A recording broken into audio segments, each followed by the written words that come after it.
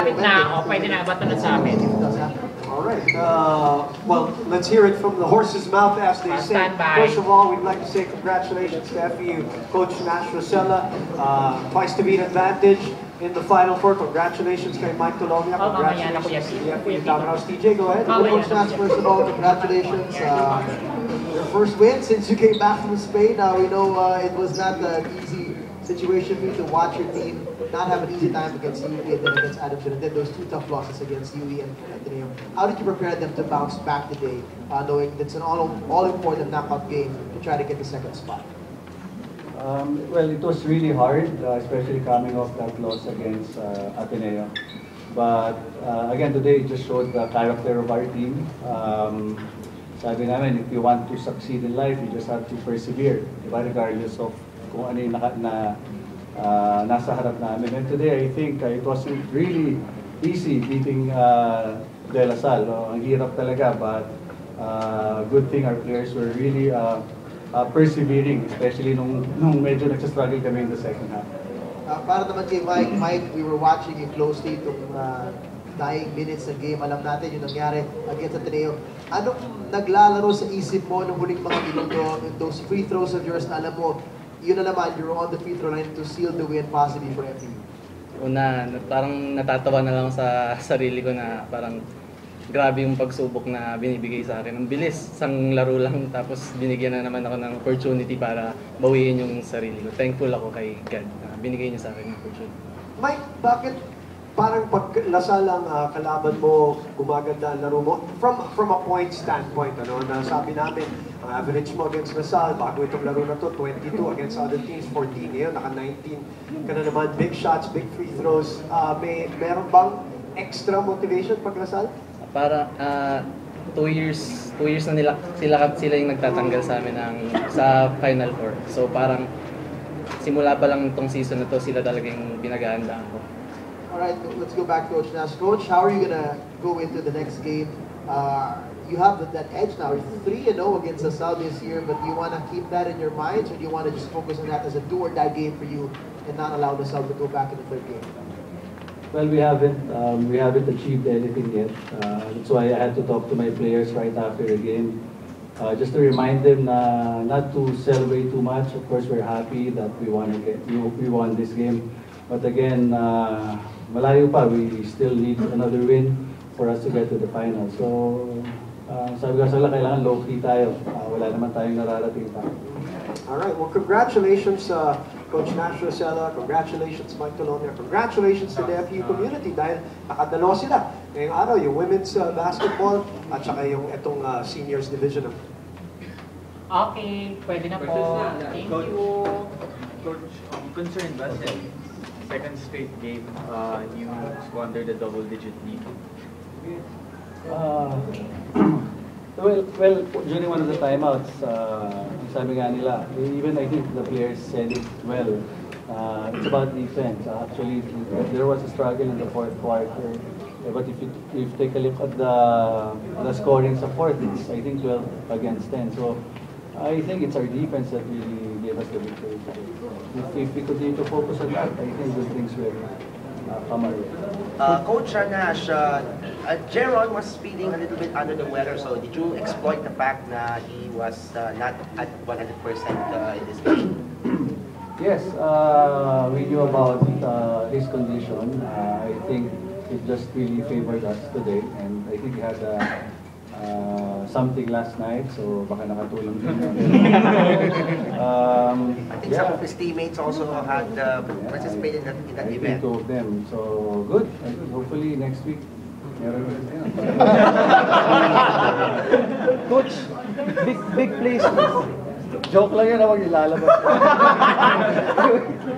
Coach, big plays from Carl Cruz nung final minute. Ano po yung masasabi niyo dun sa performance niya? I think the difference between yung last game and this game, we were making the right decisions towards the end. Hindi namin tinitira yung hindi dapat namin itira, so pinapasa namin din sa leader. I think that's part of the maturity of our players, making the right decisions at the right time. Yeah, that was, I think, offensively, pero I think our defense talagang even if you look at I think the last 5 na meron kami sa loob, we were really small compared to Lasal. Coach, yung adjustment dun sa pinasok yung 3 wings of Lasal, 3-point post, kumbaga. What were your adjustments? Yeah, we'll study that kasi we anticipated that si Lasal will go yung 3 bigs, but with Rivero, they usually do it with Rivero. We were surprised na ginawa niya with Perkins. So, buti nakasurvive kami. We made some adjustments. Buti na lang sa huli. Nakaligtas kami. Good, Mike. Nung third quarter, napansin ko medyo mainit yung ulo ni Raymar Jose. Tinabihan mo siya sa bench, tapos kinausap mo siya. Anong sinabi mo sa kanya? Nagkaroon lang kami ng konting miscommunication. So, nilinaw ko lang sa kanya na kung yung dapat niyang gawin sa yung bago kami kasagutan. Kayong dalawa ng kasagutan sa court. Naging okay naman. Okay naman. Naintindihan niya ako after nung sabi. Mike, after nung nangyari sa atin, yung mga ilang araw ang naka-recover doon? Siguro mga 2. 2 days. 2 days. So, ano yung Bago realization mo na kailangan mag-move on ka na? Kailangan mo na Kasi si Coach Nash talaga, yun talagang tinuturo niya sa amin. Pag may nangyari sa atin dito, tapos na yun, move on tayo. On to the next lagi kami. So, pero sa akin, mahirap pa rin makamove on. Pero after 2 days, naka-move on. Ngayon, nakabawi ka na eh. Coach, sorry. Coach, normally you guys take care of the ball well, pero today 18 turnovers. But are you okay with that as long as you let the opponent like today, Lasal, commit 20 turnovers? Well, actually, that's less than our average kasi we average close to 20. I think we're number 2 sa turnovers. So we're better today. Coach Nash, there seemed to be an altercation between you and an official of LaSalle after the game. What happened there? Wala lang. Wala lang.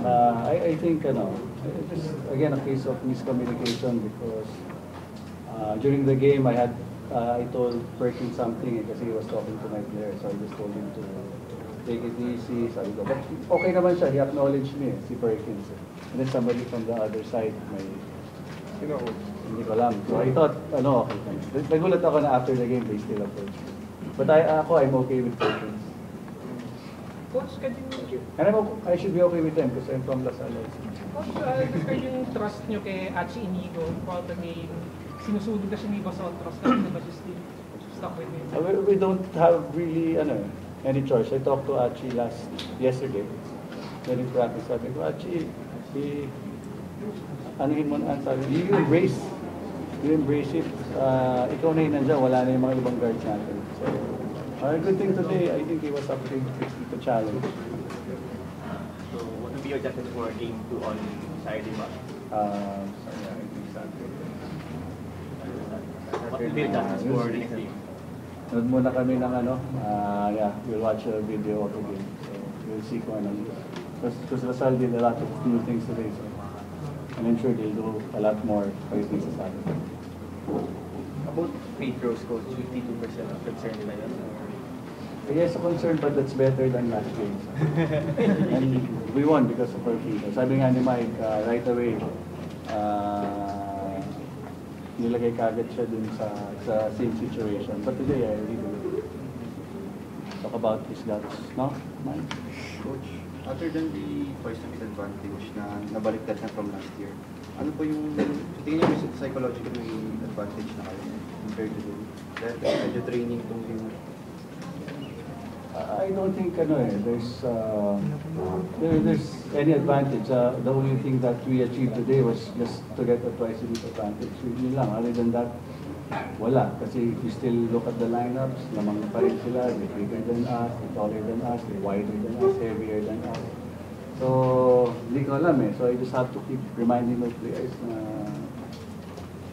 on paper, Lasal is still the better team than us. So, sabihin, kailangan tayo mas magtrabaho pa rin. So I think the effort today was good. We just need to double that next game.